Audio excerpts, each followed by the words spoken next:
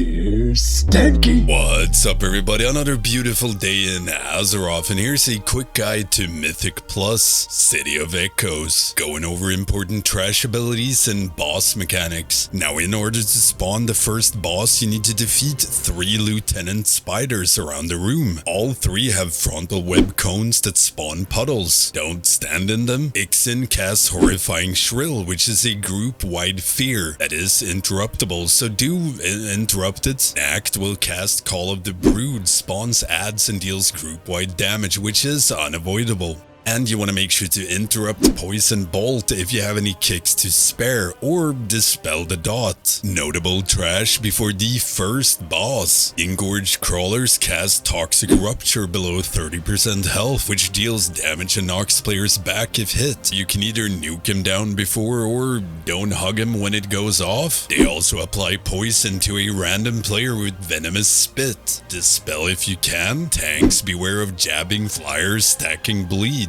Make sure to interrupt Trilling Attendant's Resonant Barrage, a channeled AoE that deals a ton of damage, and of course Web Bolt if there is any spare kicks. Now for the first boss we have Avanox. Throughout the fight, boss casts Alerting Shrill, dealing massive damage to everyone every half second over 3 seconds. Make sure to use defensives and or healing cooldowns. This will also spawn adds from the eggs at the back that fixates on random players.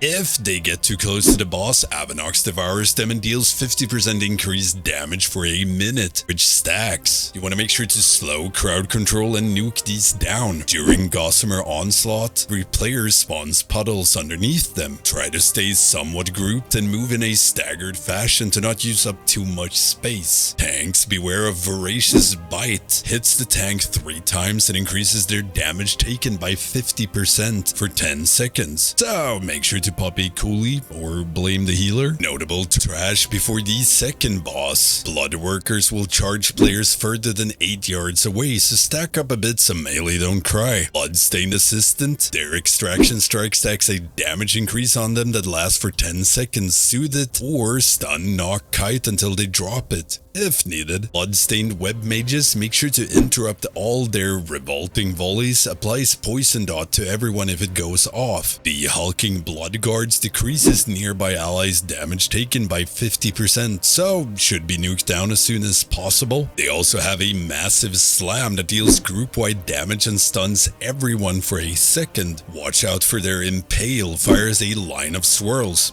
Swirls are bad, and you want to keep an eye on these Sentry Stag Shells. A chain cast Alarm Shrill, and if it goes off, they will aggro any mob within 50 yards. Boss time! A Noob Sect. A Noob Sect? Targets tank with Impale, a frontal cone. Players targeted by infestation takes a ton of ticking damage over 5 seconds, then spawns a ceaseless swarm that slowly floats around looking for a dumb DPS to chew on. It's me! Inflicts a stacking dot that slows, so avoid the swarms. A noobsec will target a random non-tank player with Burrow, and shortly after, burrow to their location. Now, if you're targeted, make sure to pop a defensive, otherwise avoid the targeted player. Throughout the fight, boss spawns bloodstained web mages out of the edge of the room. Make sure to interrupt their silken restraints. Tanks, you want to make sure to pick these up and move to boss so you can cleave him down. When the boss reaches 100 energy, it surrounds everything except a small circle in front with a massive swarm for 25 seconds. Swarm bad? Safe circle good. During this, boss will still cast Impale and players still drop Ceaseless Swarm.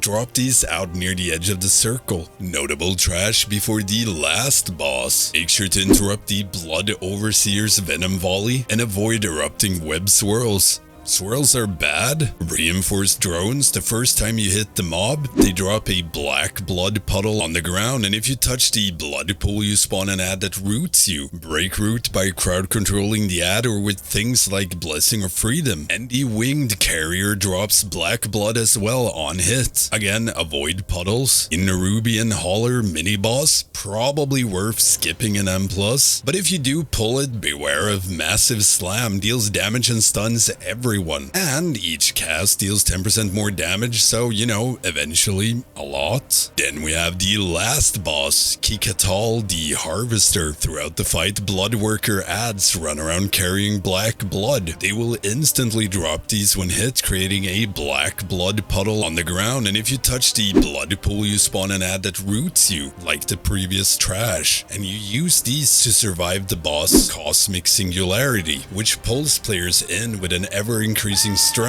So you want to use the blood pools to get rooted outside of the 10-yard AoE, then crowd control the ad to break the root, or use things like freedom. And of course, avoid swirls from erupting webs. Boss also targets everyone with cultivated poisons, making them spew out beams in 2 directions. Avoid spewing poisons on your teammates. This also applies a poison dot. Also a great time to pop a defensive or consumable. And that's about it for City of Echoes. Let me know in the comments what you think, or if you have any questions at all about the dungeon. If you want to help support my channel, check out my Patreon, Twitch, or YouTube membership, where you can get access to the Stankie Discord, shoutouts and videos, among other things. Don't forget the usual stuff: like, comment, subscribe, ring that notification bell. Thank you all for watching. I will see you next time.